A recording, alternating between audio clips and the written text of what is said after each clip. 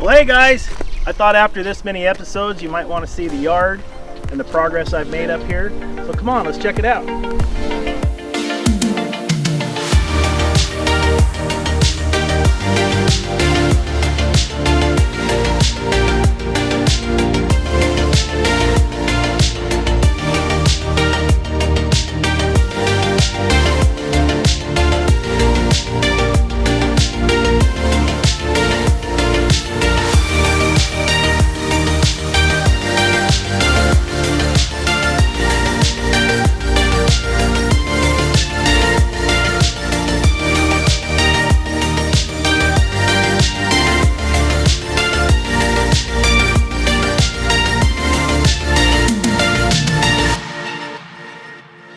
What I've got left of the Doug fir I purchased at a local sawmill.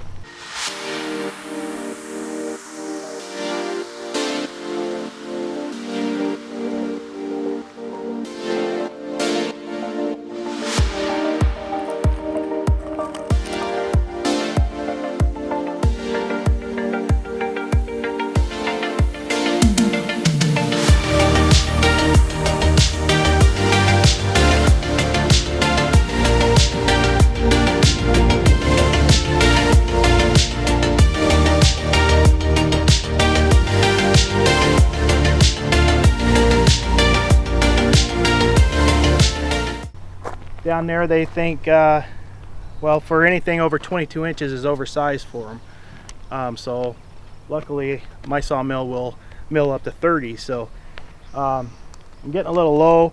I put them over here because when I got these logs I didn't have this yard done yet. So they just kind of got kicked over here against the hillside. They're 35 foot long. Really nice and straight.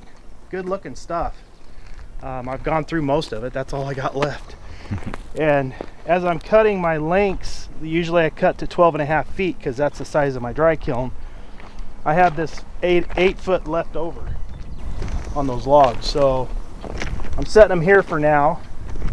And I sell quite a bit of 8 foot lumber, so it'll get utilized at some point. These are a couple of pine logs that a customer dropped off for me to cut in half. I haven't quite got to it yet, but this gravel's pretty awesome. Look at this. No mud. I'm not sinking to my ankles or knees. In all the previous episodes, there's a lot of mud. Yeah, no, this is 40 dump truck loads. 40.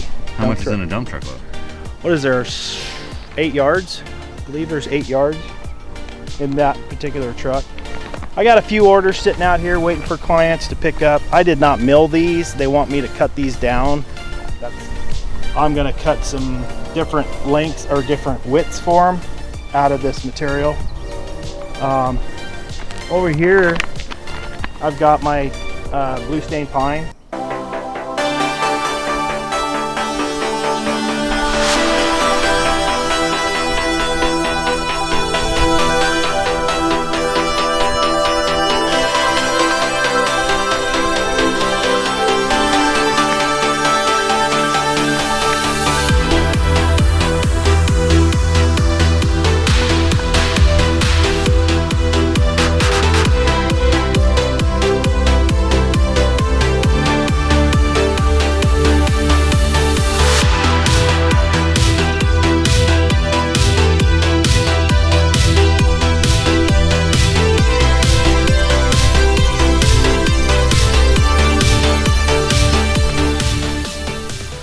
It's all debarked, all limbed and debarked, which is just sweet.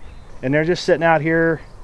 Eventually I'm going to turn it all into tongue and groove for wall paneling and ceilings and such. But I've got actually 2 different bunks of those. And those were shorter blue stain pine. They're so all these are 12.5. That little chunk, they're 10. And it's kind of the same thing. I pre-cut all these to that 12.5. And I had that extra 10 foot length. And then down the road, the power company came through and they did a bunch of thinning, and I was able to pick these logs up. So these are green. They're a lot of people in the industry call them saw logs. So it's pine, ponderosa pine, but it hasn't blued or anything yet. Seeing as how this still has the bark on it, they will start bluing pretty soon if I don't get them cut up. But I've got an order for them. I'm supposed to kick out 160 1x12s, and not all of them are going to make that 1x12. There's some funky ones here and there, but there's some really nice ones too. So I should be able to get most of that order out of these logs. I got a couple of shorter little pine logs here that came from the thinning project from the power company. A lot of times I'll set stuff aside like this, and somebody will inevitably, however you say that word, inevitably, inevitably. There you go. There's a V in there. Yeah. Somebody will come along and want it, you know, for something, a beam or whatever. This piece, I'm suspicious that it has metal in it. I have yet to come over here and really inspect it, but it's a base log off of a area that I found metal in logs next to it. So I'm pretty hesitant to cut into this guy. These blades get pretty expensive. It's a beautiful log. There's a lot of fiber in this. I'm probably gonna do it anyway just to see.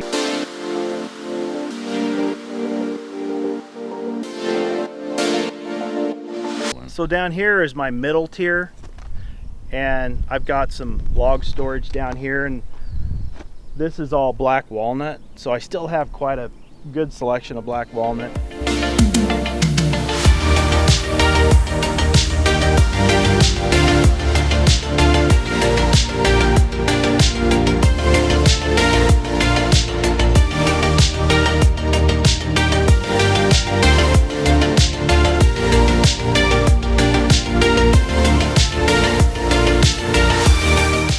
Box elder log sitting here. Cool stuff. When this stuff ages, there'll be red streaks in the grain. See, pine, when it ages, it has blue, and then blue turns to spalt, and then spalt turns to punk. With box elder, it just turns flaming red, which is incredible. And so that's what this is. It's got all these pokies and things. It's just all these burrows. Very, very cool wood. I need to get this on the mill pretty soon.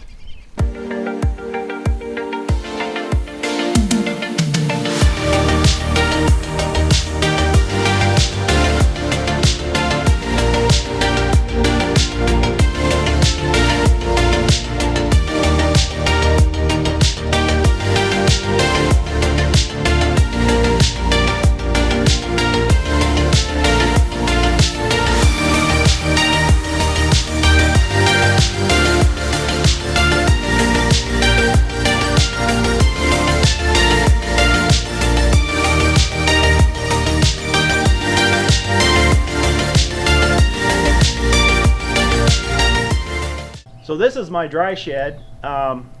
Before it looked like this, it was just an open machine shed. There was no walls in here or there. And the way I've got it set up now is this portion of it holds the wood I want to keep dry. Extra wood that I have, I store in here, and customers can come browse through it, check it out. And because it was all open, the floor got rotted out here, which you think with a guy with a sawmill would have that fixed by now, but it's on the to-do list. It's pretty sweet. On this other side, come along.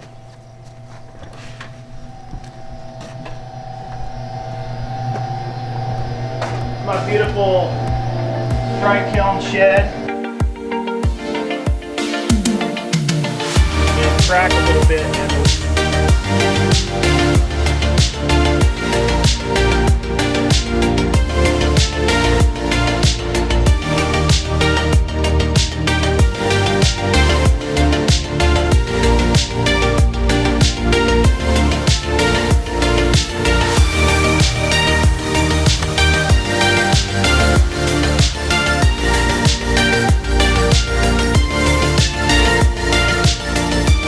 to a halt for today, but you guys are having a great day out there and enjoying this lovely spring weather. You all take care now.